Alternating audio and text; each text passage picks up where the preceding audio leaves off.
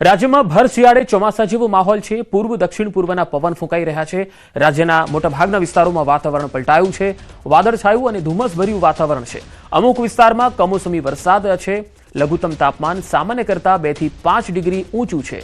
વાતાવરણ પલટાને કારણે શિયાળુ પાક પર અસર જોવા મળી રહી છે।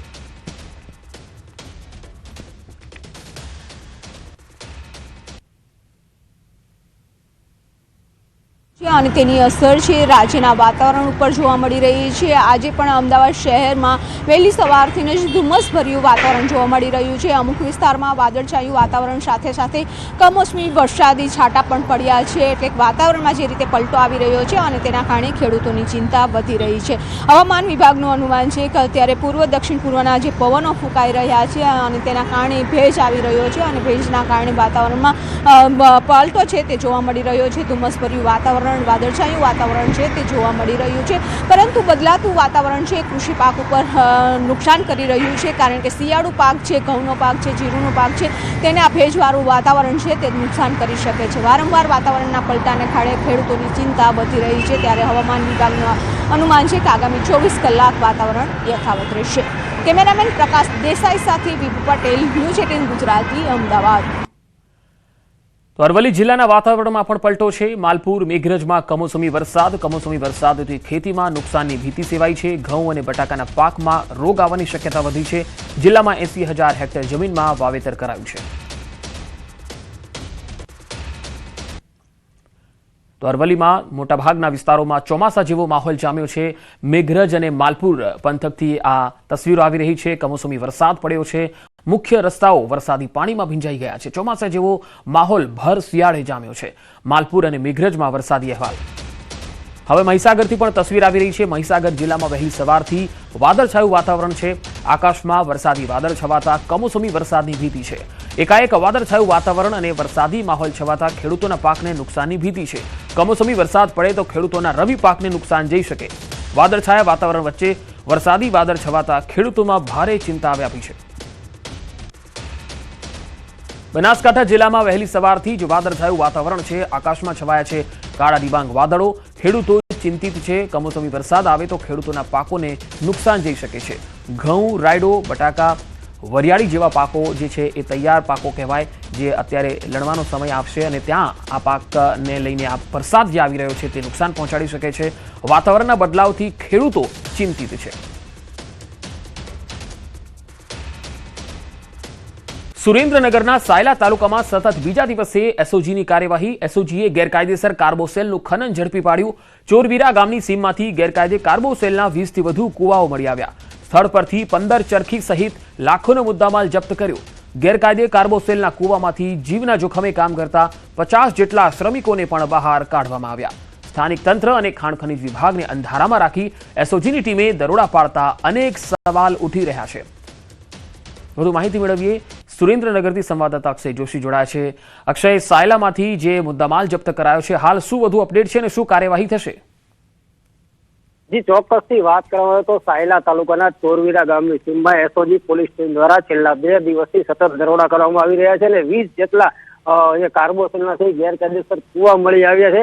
આ મામલે સ્થાનિક તંત્રને અંધારામાં રાખીને એસઓજી પોલીસ ટીમ દ્વારા જે દરોડા કરવામાં આવ્યા છે, ત્યારબાદ હાલ ખાણ ખનીજ વિભાગની ટીમને જાણ કરવામાં આવી છે। ખાણ ખનીજ વિભાગની ટીમ દ્વારા સ્થળ પર માપણી સહિતની કામગીરી છે કરવામાં આવશે। ત્યારબાદ જે ગેરકાયદેસર કાર્બોસેલનું કેટલું ખનન કરવામાં આવ્યું છે તેનો આંક છે બહાર આવશે ને આ આંકડો છે કદાચ કરોડો રૂપિયાની જે છે રકમમાં જાય તેવી શક્યતાઓ સેવાઈ રહી છે। પરંતુ સ્થાનિક તંત્ર અને ખાણ ખનીજ વિભાગની ટીમને અંધારામાં રાખીને એસઓજી પોલીસ દ્વારા આટલી મોટી માત્રામાં ખનન ઝડપી પાડવામાં આવ્યું છે, તેને લઈને ક્યાંક ને ક્યાંક ખાણ ખનીજ વિભાગ અને સ્થાનિક જે તંત્ર છે એની કામગીરી ચોક્કસ શંકાના દાયરામાં હાલ દેખાઈ રહી છે।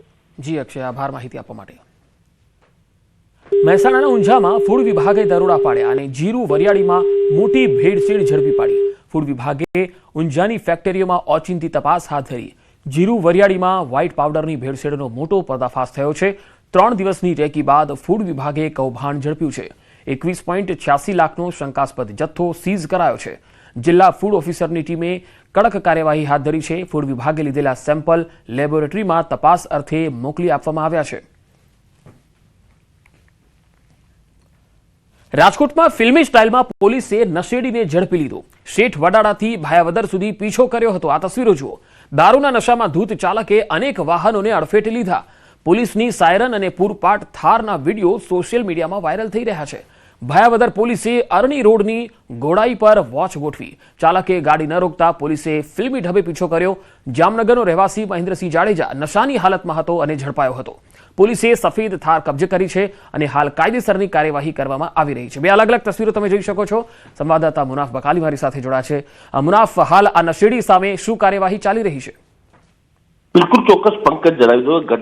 આ ઘટનાની શરૂઆત જામનગર જિલ્લાના શેઠ વડાળા પોલીસ સ્ટેશન વિસ્તારથી થઈ હતી અને એક સફેદ કલરની કાર થાર હતી. થાર કાર જે ચાલક દારૂ પીધેલ હાલતમાં બેફામ રીતે ગાડી ચલાવી રહ્યો હતો. તેને રસ્તામાં અનેક વાહનોને હડફેલે લીધા હતા અને આ લોકો જીવ જોખમમાં મૂક્યા હતા. શેઠ વડાળા પોલીસે 112ની ટીમ તેની પાછળ પડી હતી, પરંતુ તે ઉભો જ ન રહ્યો હતો. ત્યારબાદ ભાયાવદર પોલીસે જાણ કરવામાં આવતા પોલીસ અરણીના રોડના ગોરાઈ પર વોચ ગોઠવી રસ્તા રોકવાનો પ્રયાસ કર્યો હતો.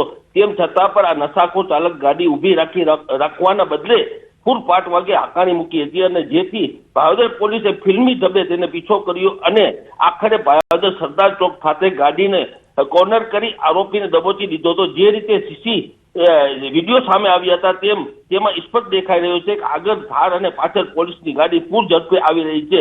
પોલીસ અંગે તપાસ કરવામાં આવી રહી છે કે ઝડપાયેલ આરોપી જામનગરના મચ્છાનગર વિસ્તારનો રહેવાસી મહેન્દ્રસિંહ ભૂપતસિંહ જાડેજા છે. તે દારૂના નશામાં હોવાનું જણાવ્યું હતું. ભાયાવદર પોલીસે આરોપીને પકડી આગળની કાયદેસરની કાર્યવાહી માટે શેઠ વડાળા પોલીસ સ્ટેશન કર્મચારીઓને સોંપીને આપી હતી. હાલ પોલીસે સ્થાન કબજે કરી અને આરોપીની કાયદેસરની કાર્યવાહી કરી છે. જી પંકજ. જી મુનાફ, આભાર માહિતી આપવા માટે. સુરતના માંડવીમાં રફતારના રાક્ષસ બેફામ બન્યા. બેફામ ટેમ્પો ચાલકે અકસ્માત સર્જ્યો. ટોલ નાકાના કેબિનમાં ટેમ્પો ઘુસાડી દીધો.